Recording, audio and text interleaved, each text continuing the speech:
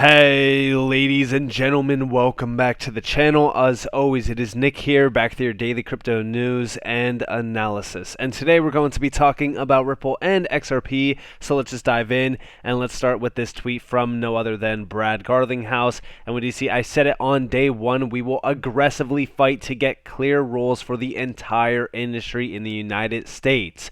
Congrats to all of Team Ripple for getting us to this point.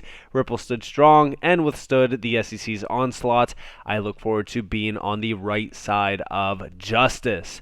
And we do see him quoting a tweet from Stuart Alderati in regards to the reply brief from Ripple. It is now public. You guys can go check it out from James K. Fallon, who did post it on Twitter earlier yesterday.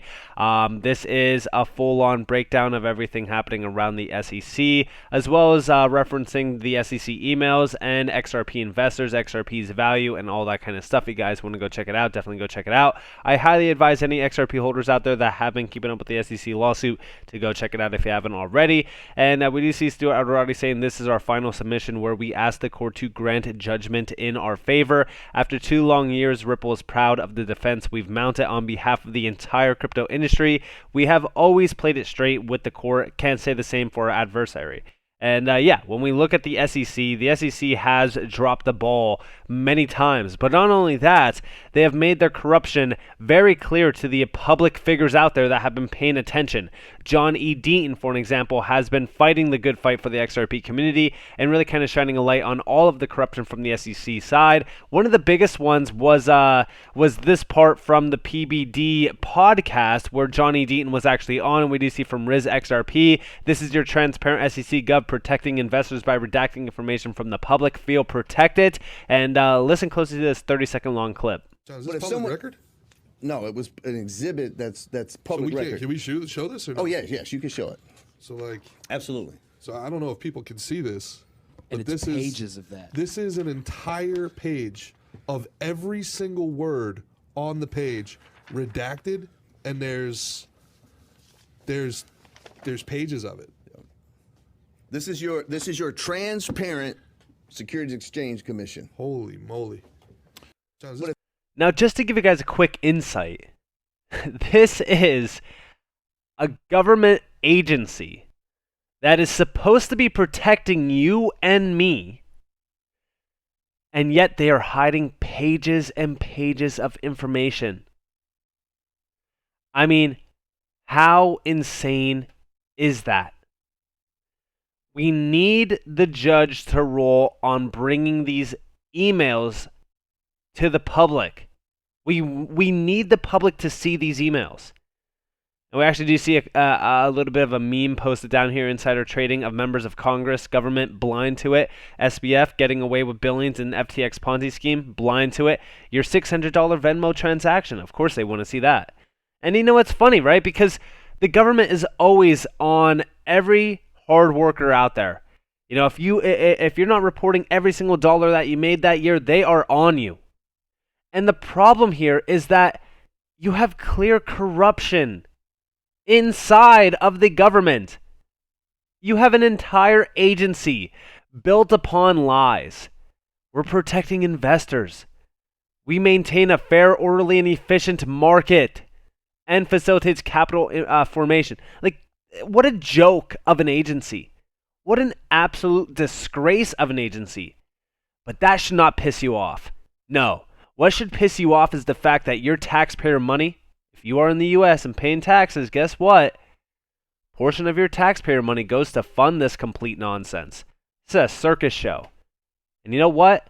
I demand for the SEC to be disbanded.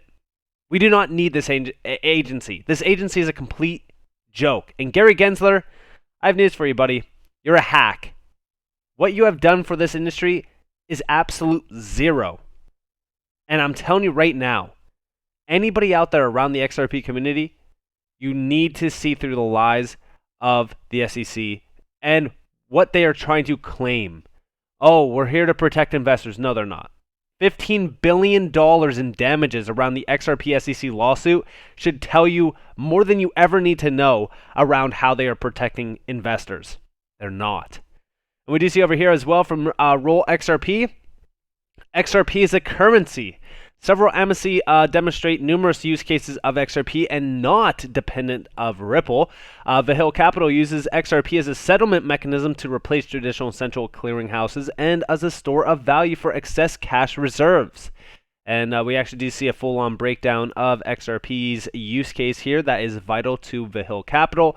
I want you all to understand that XRP is much, much larger than just what Ripple is doing with it.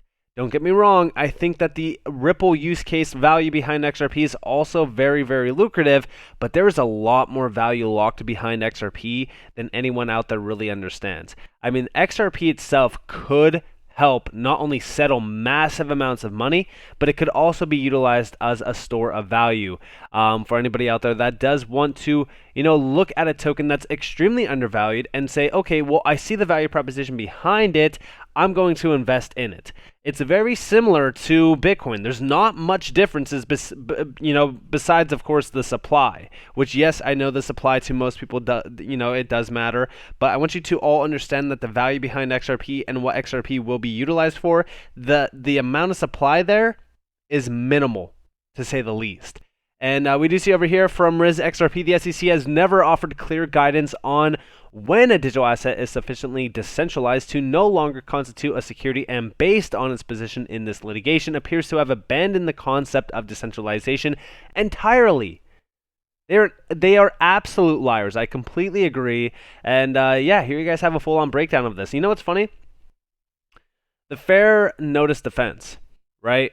We know that is not a good argument point for Ripple. It's not like all right, yeah, this is a clear win for them. No, the fair notice defense could definitely be argued, and it could drag this case on for a while. But I want you all to understand that there was no fair notice. The fair notice itself from the SEC, they gave no guidance on anything. Ripple was meeting with the SEC on multiple occasions, and it's comical. It's comical that there is no clear guidelines put in place around what constitutes a security or even a currency standard around this market. And to this day, we still don't know. Like, how comical is this? And we also do see over here from Riz XRP yet again, full-on law. This prediction still stands. Thank you. I'm sticking to my prediction that District Judge Torres will decide both the expert motions and the summary judgment motions at the same time, on or before March 31st, 2023. Now, we don't need to wait until March 31st, just so that you guys know. But this is 3 months away. We are at the end of this case near. That is incredible for anybody out there that has been holding XRP for this long. We actually do see Jeffrey XRP down here saying there's a very good chance this all ends here this month, weeks, if not days. Not getting my hopes too high, but it's looking pretty damn good right now. And yeah, a lot of the things around this case have been looking very, very good for Ripple's side. I'm not going to get my hopes up either. I'm not going to say that we're going to see a settlement anytime soon this month, but I will say this. It could happen at any moment. That's right. A settlement can happen at any moment. Why? Because of what we've already seen around this case. There's a ton of information out there around this case so that the judge could actually fully rule. I will say this, from the SEC's side, their argument is extremely weak, and the overall way that they have really kind of shown their card is entirely weak. They have taken this case in not a professional stance, but almost as a joking stance. They have not made themselves look professional at all. If anything, they have tried to construe the law, and they've tried to play this. They tried to put on this act that they flip and flopped all the way around, not giving any sort of information. They're trying to hide information, trying to go back on things, trying to say, hey, utility, utility matters. And then all of a sudden, utility doesn't matter. And then, decentralization matters. And then, oh, wait, no, decentralization doesn't matter. You can't be doing that. You cannot be doing that, especially as a government agency. We also do see over here from Digital Asset Investor, hey Congress, I think it's time you asked to see those Bill Hinman documents that Ripple now has in their possession. The SEC has gone rogue, and it's your job to put them in check. And just to give you guys a quick insight, going back to October, we did see Brad Garlinghouse say that the information here is not only, shameful, but it will also shock you. I'm still waiting for those Hinman emails. I want to see those Hinman emails. And we also see him quoting this tweet from Stuart Alderati, a primer as part of its continuous watchfulness over the SEC. Congress is entitled to information, including about investigations, to make sure that the agency is not abusing its limited power nor diminishing Congress's role in shaping national policy. Now, I don't believe that we will see Congress fully step in and say, okay, yep, it's done, the SEC's finished, the case is over, XRP has clarity or anything like that. But I will say this, I would love to see Congress step in and investigate what the SEC has been doing, because I do believe that the SEC has been doing a very, very bad job lately, and I wouldn't even say it's lately. They've been doing a very bad job for like the last couple years. And the problem here is not, okay, how good are they doing their job? No, it's, okay, well, let's look at what they've been doing, and now let's look at the corruption that's been going on. That's the big focus point. But the problem is, the biggest problem, is that our entire government is corrupt. Everything around the FTX situation, for an example. We have seen corruption shine brighter than ever before. This is probably one of the biggest issues around this market, is that crypto itself is fighting back against government entities that are extremely corrupt. That is a big, big problem. Now we also do see over here, so this was a very interesting video that I seen posted by RizXRP, or 801 underscore XRP, sorry. We do see Ripple XRP fam, Michael Barr, on the turmoil in the crypto sector. I just want to be clear, it's important for us not to set up a regulatory environment that stifles innovation. Innovation is critical to the financial sector. It's critical to the economy. Listen closely to this. Outside the banking sector, I have to ask you about the turmoil in the crypto sector. What's your view on that vis-a-vis financial regulation on everything we've been seeing happening? Well, I think, Michael, it's a pretty good example of what happens when you have firms that are trying to set themselves up to avoid a regulatory structure. You know, we have very well-established rules for exchanges. We have well-established rules for custody. We have well-established rules with respect to anti-fraud measures. We have rules about lending out customer funds or using customer funds. So, you know, if we had a regulatory system that was applying fully at full force to that sector, I think that, you know, we would have had the ability to minimize some of those risks that we saw. Now, thankfully, the risks to the core of the financial system have been pretty muted in the aggregate. There aren't today tight linkages between the financial sector and the crypto sector at a very large level. We have some small sets of interactions with the traditional banking system where there might be risks, but not at a broad scale. And so I think it's really important as we go forward in thinking about regulation of crypto-related assets and activities that we think about those risks. I also want to be clear at the same time, Michael, it's important for us not to set up a regulatory environment that stifles innovation. Innovation is really critical to the financial sector. It's critical to the American economy. It's one of the reasons we have an amazingly vibrant economic system, is because we permit, encourage, allow that kind of innovation.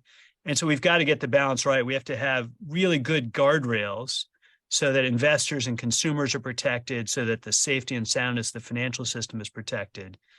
And then we need to let innovation flourish within those guardrails so that we don't lock in old technology. And, you know, when we really kind of look at what's happening, listen, we know that these government entities want to utilize this technology to power the future financial sector, the future economy. We are seeing everything move digitally. Ledger technology will play a vital role in everything. And I want you all to understand that as we focus on this, the biggest key to a go live with all of this technology would be clarity. But we need proper clarity. Now, I also will say that a ruling for XRP win, right? A clear XRP win would bring a ton of adoption of Ripple's products, and Ripple will expand like you've never seen before. So with that being said, I hope that you guys enjoyed this video. If you guys did, definitely leave a like, subscribe to notifications on if you guys have more free content. You guys are more than welcome to follow me on Twitter and join the free Discord down in the description below. As always, up to you all. Have a beautiful day, beautiful night. If you guys done this before, this has been Nick. Peace out, guys.